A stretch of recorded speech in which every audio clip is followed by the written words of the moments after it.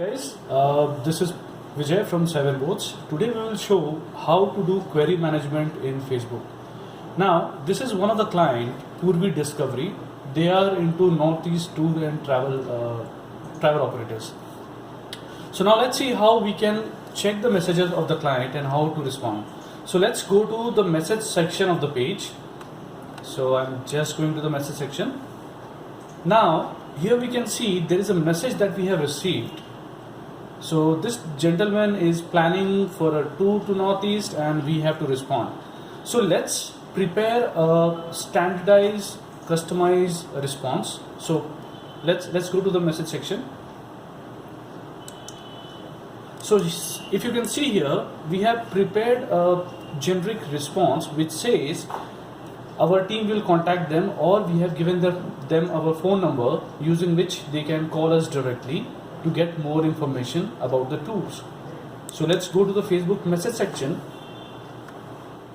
Now this message has to be generic and we will try to ask for some details, and also we will share the contact details. So see, we have created a message. Now we'll just click on send.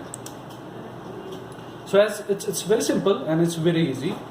Now we will also show you how to go for auto messaging. Now for example, if you are receiving a message, you are not getting time to respond to the customer.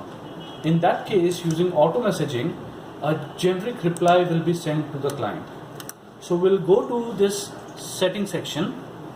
Now in setting section we have messages. Click on enable auto reply.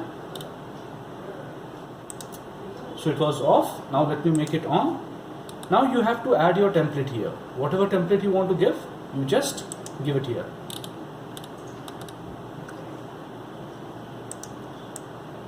So paste your message.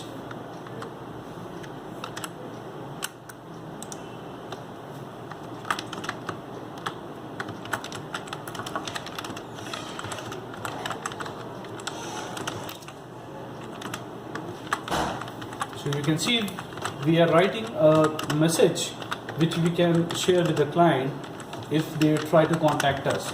So this way you can maintain your response rate of your page. So for instance, this is a reply. We'll just click on save.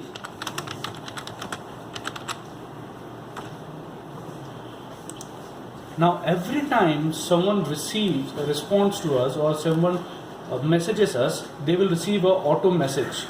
This is called auto responding. Alright, so that's all guys. Thanks a lot.